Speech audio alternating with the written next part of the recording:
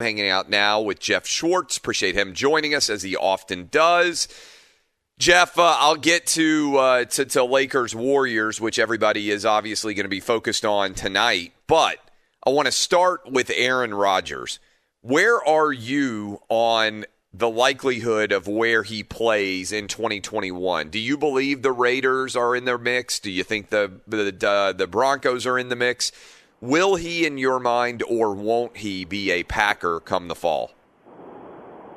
I have not changed my stance on this. I still think he is a Packer or nothing else in the fall.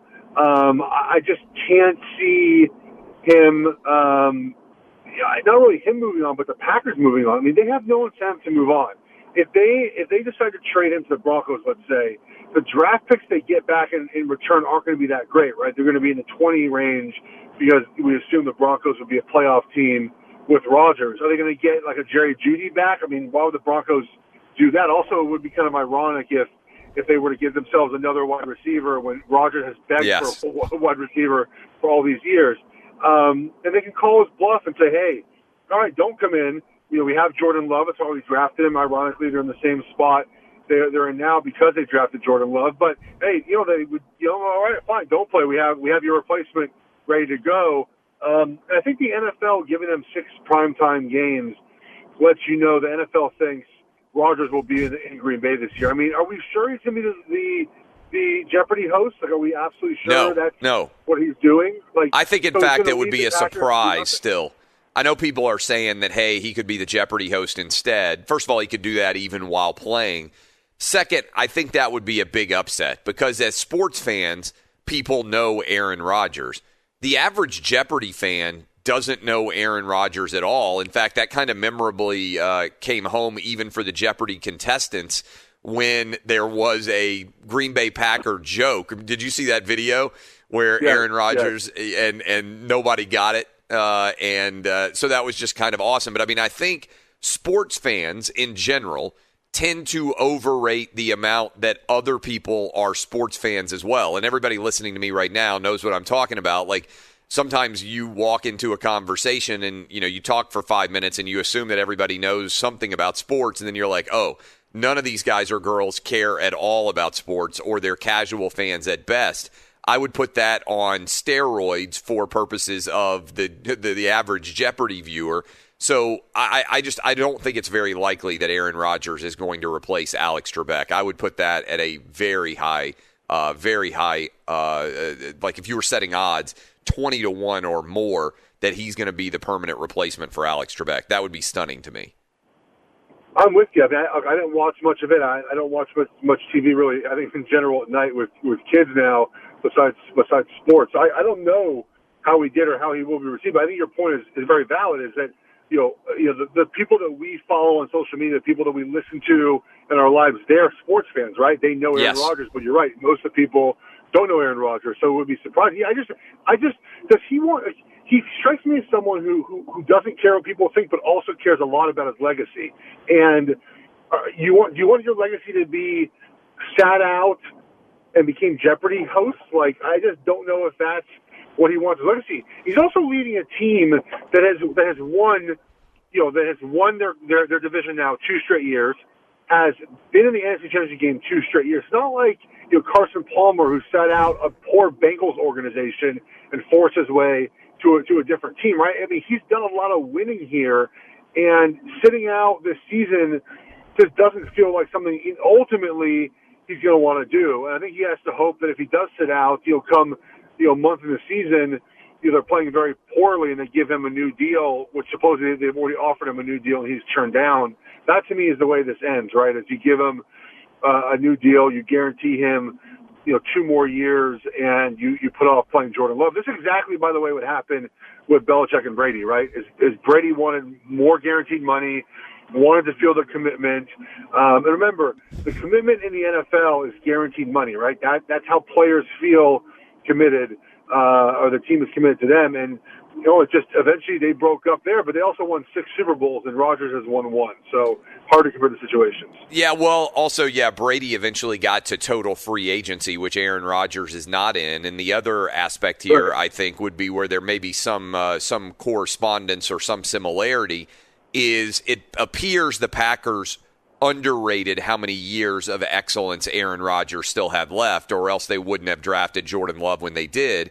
And it appears also that the New England Patriots may have thought that Brady had left less left than he did, because I don't think they thought he would go from 24 touchdown passes with them, even with their limited offensive weaponry, to 40, not counting the additional 10 or so that he threw in the postseason last year on his way to the Super Bowl. Now, the other thing you mentioned about Aaron Rodgers, and I wonder how much of this is emotional versus logical.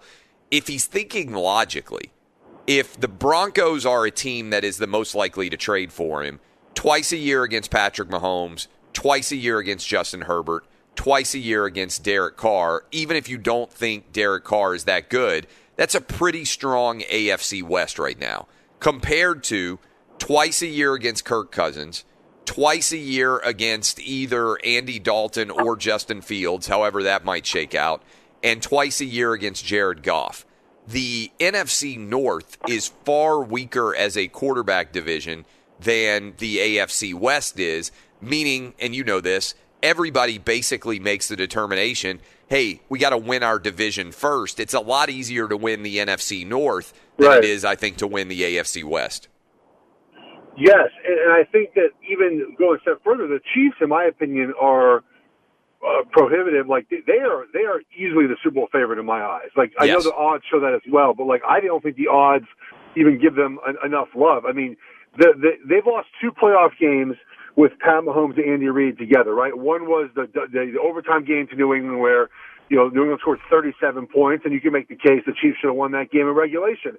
The other game was obviously the Super Bowl, which is when, they got destroyed because their offensive line was bad. Well, guess what they did? They added an entire new offensive line, and not even that, they added depth. So if guys get hurt, like last year, they can fill those spots with really good players. And so who's going to beat them? Like, if you look at the AFC, even if Denver gets Aaron Rodgers, I don't think Denver is good enough to beat Kansas City in the AFC Championship game.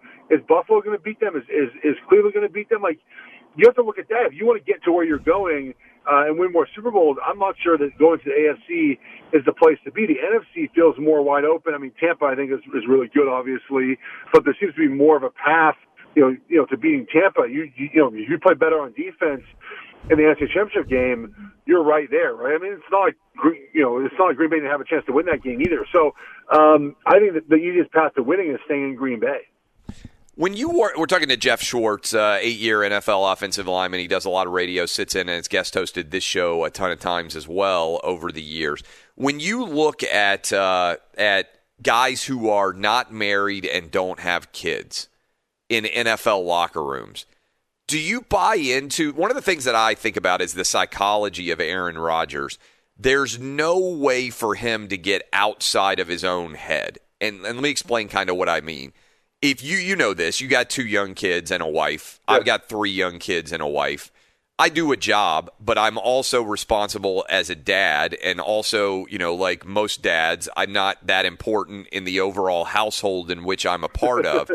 But there's something that takes me away from whatever jobs that I do, right? Other responsibilities and obligations as a dad.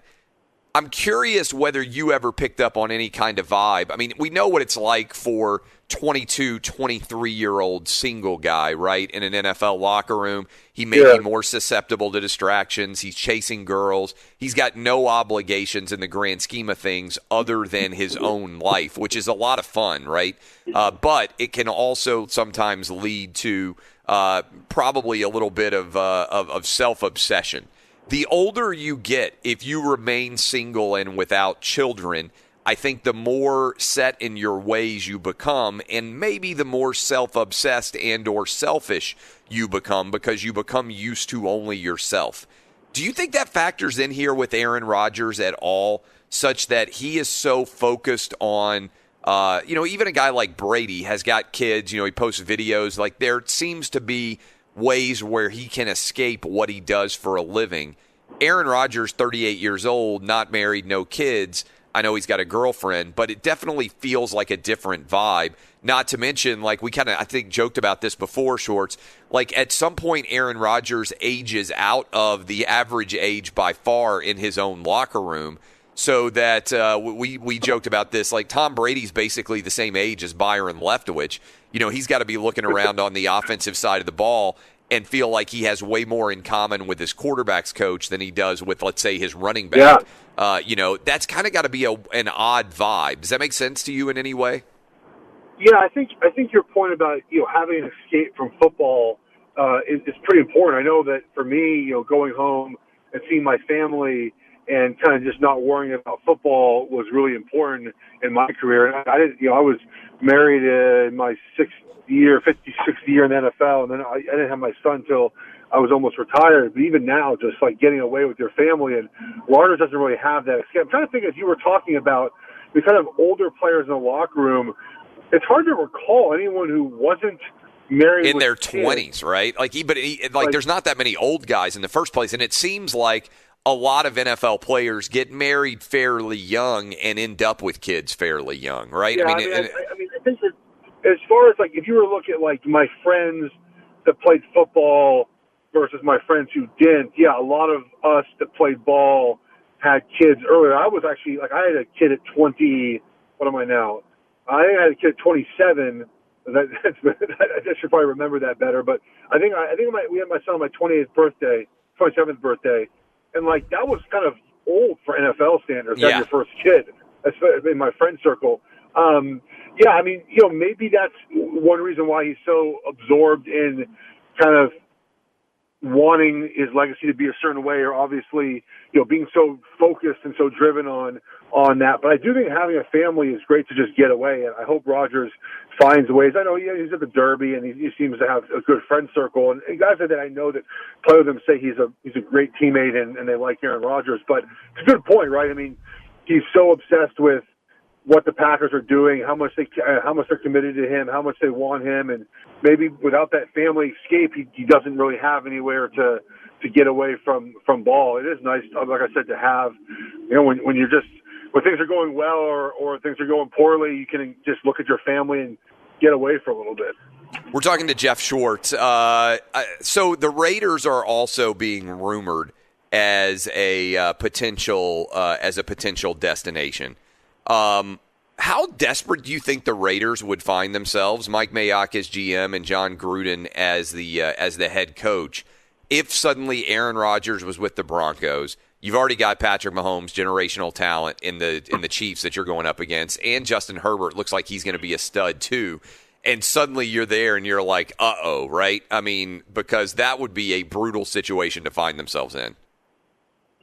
I mean, they're already in that situation now. I mean, even without Rodgers in Denver. I mean, you look at how much, and look, they won against Andy Reid last year, but Andy Reid has basically owned that division. He's owned the Chargers, owned the Raiders, he's owned all these teams. And Gruden, you paid him all that money to win you a title, and he's not made the playoffs. He's not even been close to making the playoffs.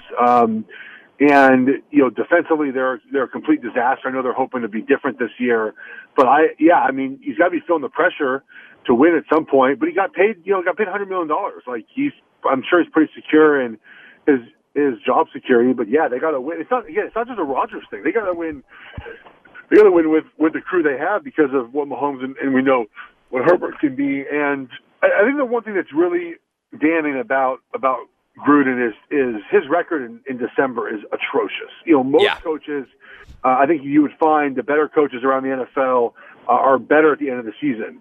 And he's worse. He's great in September, and then it just gets worse and worse and worse, which leads me to believe that he doesn't know how to adjust, right? He knows what he knows, and that's about it. Because we see throughout the year that there's ebbs and flows, right? If you do something really well early in September, there's going to be an adjustment made by defensive coordinators. How do you adjust to that? Also, it lets me know that this team don't have a lot of depth, right? As injuries kind of take hold, can you be adaptable? Can you figure out ways to win in different combinations of players? And he's yet to show the ability to do that. So it just would worry me even more for his job if Aaron Rodgers went to Denver. I mean, you're looking at a chance that he goes 1-5 in the division if Rodgers is in Denver, and 1-5 in the division puts you at 5 or 6 wins for the season, and that's not getting it done, obviously. We're talking to Geoff Schwartz. Geoff, when you look tonight, NBA, Warriors against Lakers, I know you grew up in L.A. Are you at all locked in this game? Will you stay up, more importantly, 10 p.m. East Coast tip? Will you stay up to watch this game, or will you go to bed? I'll probably go to bed because this game is meaningless, right? Like, in the whole scheme of things, and this is where the NBA is. If the Warriors win this game, the Lakers will beat the Grizzlies or the Spurs, right? Like, that's not a problem. If the Lakers win this game, then the Warriors will probably beat the Spurs or the Grizzlies. Like, there's not even a play-in game. It's just a seeding game, right? Because the Lakers or Warriors, if they lose, still have another opportunity to win. It's so silly how this is done. Silver got pretty lucky that you have such a marquee matchup in this game. I think the playing tournament's really silly. I mean, wouldn't you want, if you're the NBA, just to have the Lakers and Warriors in the playoffs? Yes. 7 and 8, done. Like, yes. You're done. Like, you don't want them to have to maybe not be in the playoffs. And the thing that's so silly to me about this whole thing with the NBA is, like, the Lakers, if everyone's healthy, they could be the 27th seed. They're still going to win the West. Like, it doesn't matter. And I think the NBA has a real problem on their hands because, as a Lakers fan, I knew this whole season, A, they play so late at night, it's hard to watch on the East Coast, but B, it's like, just get to the playoffs. Just get everyone healthy, get to the playoffs. It was frustrating, obviously, LeBron was out for so long and then came back and then went back out again. I was kind of pissed as a fan, like, come on, dude, like, let's play so we can get ready for the postseason. But in the end, it does not matter. They're going to be the favorites to win. Obviously, Brooklyn had their full team play, I think, 2 whole games the entire season. And they're the betting favorite to win the entire title. And they played together as a unit twice all season. Like, it's ridiculous. The NBA is in a situation where the regular season does not matter at all. As long as you get in the dance, you're good to go. Geoff Schwartz, outstanding as always. We will talk to you next week. Appreciate it, my man. All right. Take care, bud.